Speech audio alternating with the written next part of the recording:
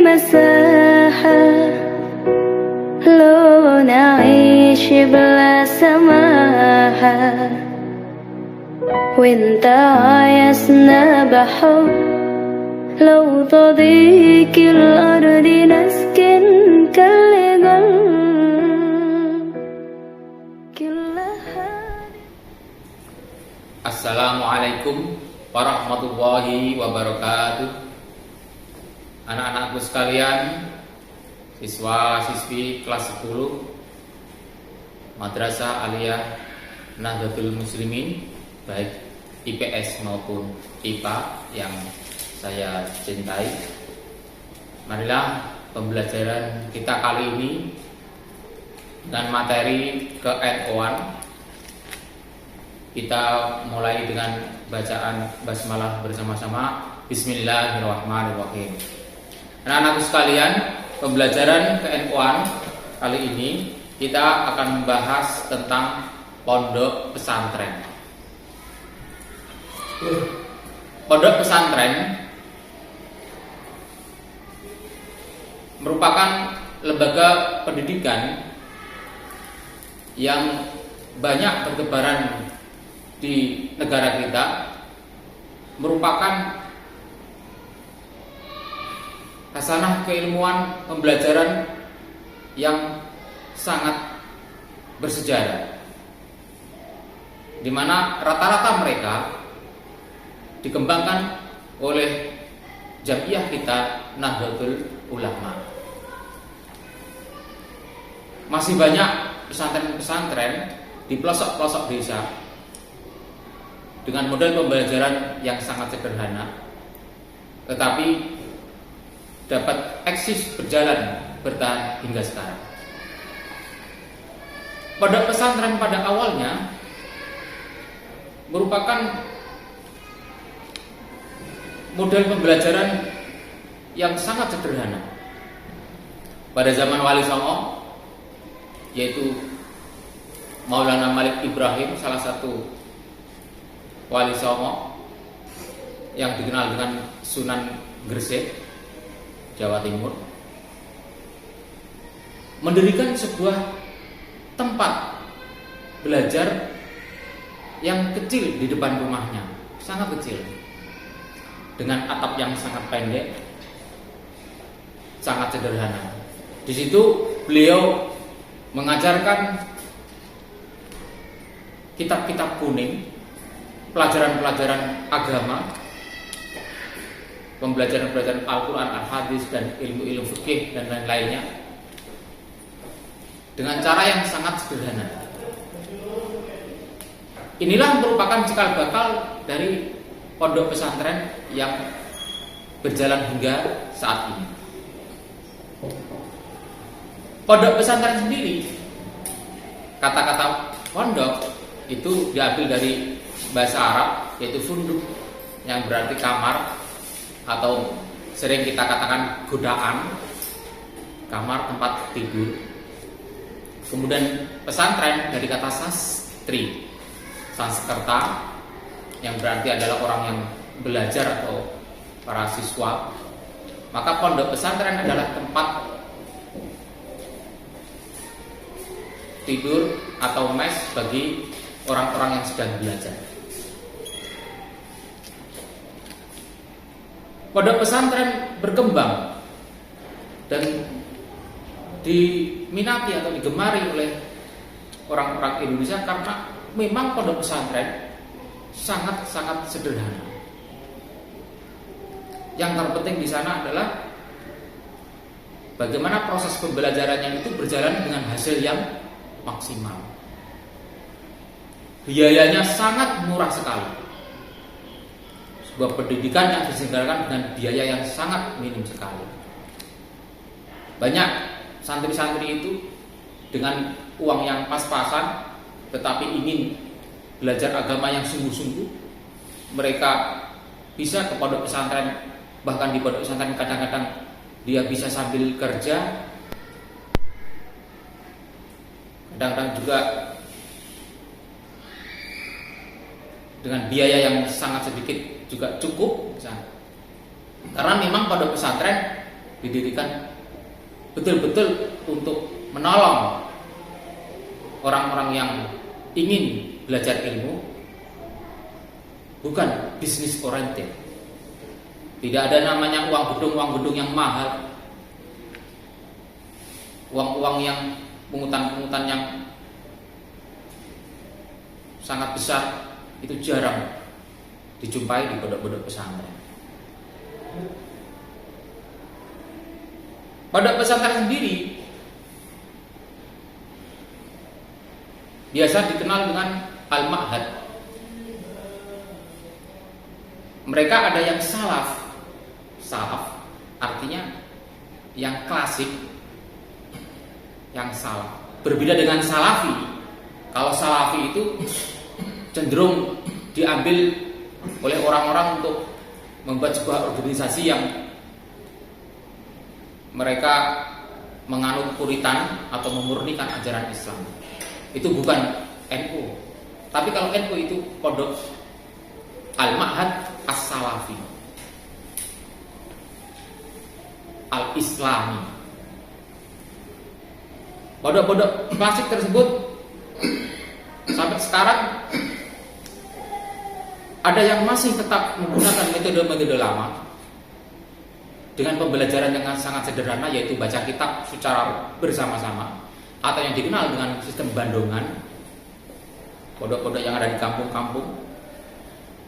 Kemudian ada mereka yang sudah berubah menjadi sistem klasikal. Di kelas-kelas ada kelas-kelasnya. Kemudian ada yang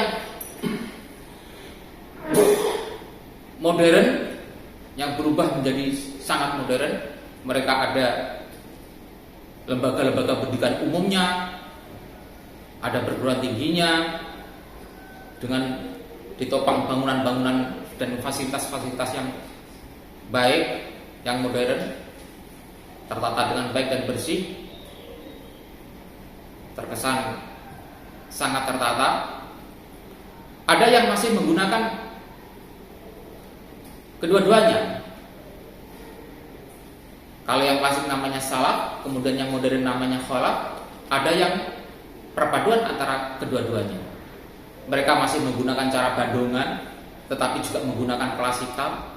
Mereka menggunakan fasilitas-fasilitas yang modern, tapi juga masih ada di antara mereka yang boleh menggunakan teknik-teknik yang lama. Mereka masih bisa dalam menutupi kehidupan sehari-hari, mereka masih bisa masak, tapi juga bisa secara borongan atau kos. Ada juga yang langsung bisa jajan di warung-warung di pondok pesantren. Nah, semuanya itu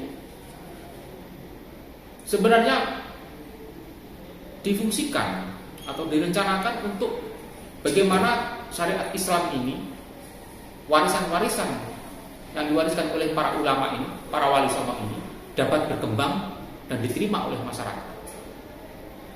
Kita tahu bahwa mengajarkan ilmu agama, apalagi hasanah keilmuan-keilmuan dengan model kitab kuning, sangatlah sulit untuk diterima oleh orang-orang di era modern seperti ini.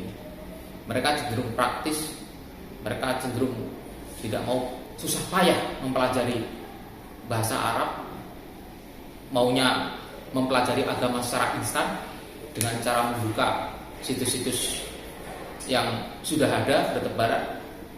Akan tetapi sistem pondok pesantren sampai saat ini masih dipertahankan,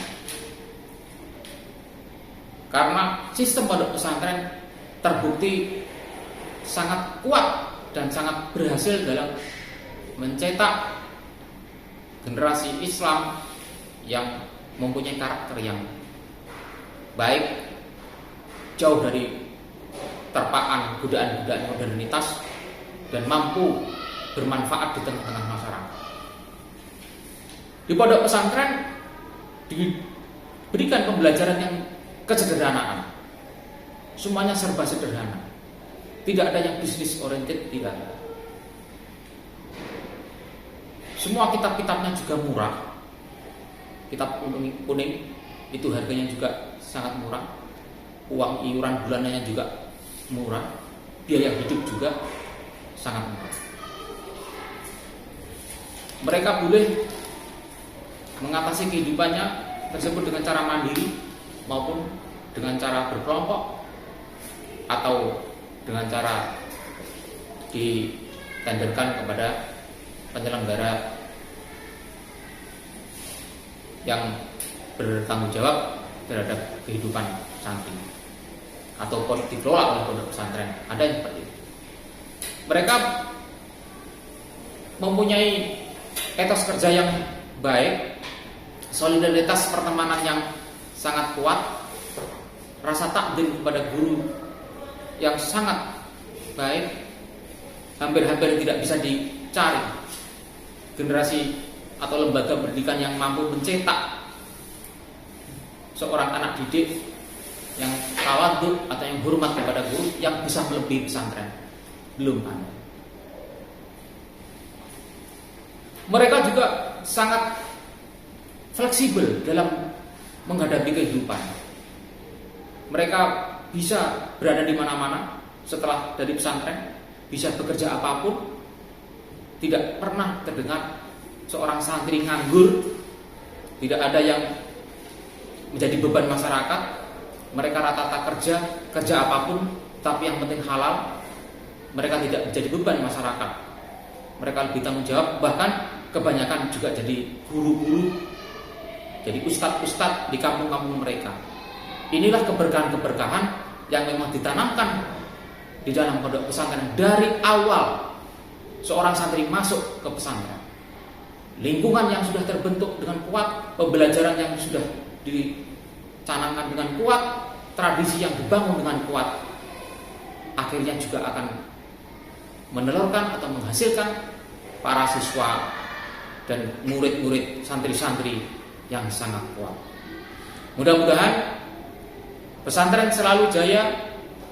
Pesantren sebagai basis organisasi NU dapat perhatian dari pemerintah juga untuk bisa berkembang dan menjadi role model pembelajaran di Indonesia yang diakui, yang semakin dihormati dan semakin dicintai, dan memang layak untuk kita pertahankan sebagai model pendidikan yang sangat cocok bagi Indonesia yang berkarakter kepada agama, bukan sekuler.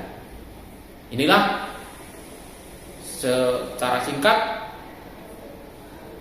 pengetahuan kita atau paparan hari ini tentang pondok pesantren. Selanjutnya kalian bisa mencari pondok-pondok pesantren yang ada seperti pondok pesantren Lirboyo, pondok pesantren Sarang, pondok pesantren Gontor, pondok pesantren Langitan, pondok pesantren Kendal, Kaliwungu, banyak di Cirebon dengan karakter-karakter khususnya pelajaran mereka. Ada yang ahli nahwu soroh, ada yang ahli fikih dan basil masail, ada yang ahli ilmu tabib, ada yang ahli ruhaniyah, ada yang ahli ilmu tasawuf. Mereka semuanya punya karakteristik. Dan silahkan kalian harus merasakan pondok pesantren ini, walaupun bisa merasakan sekejap atau bahkan bisa lebih lama di sana. Silahkan bisa kalian mampir-mampir atau jalan-jalan ke pondok pesantren dan rasakan kehidupan yang ada di sana, roh-roh yang menjadi penyemangat mereka, yang menjadi dasar dalam karakter mereka. Itulah yang bisa saya paparkan hari ini. Terima kasih. Assalamualaikum warahmatullahi wabarakatuh.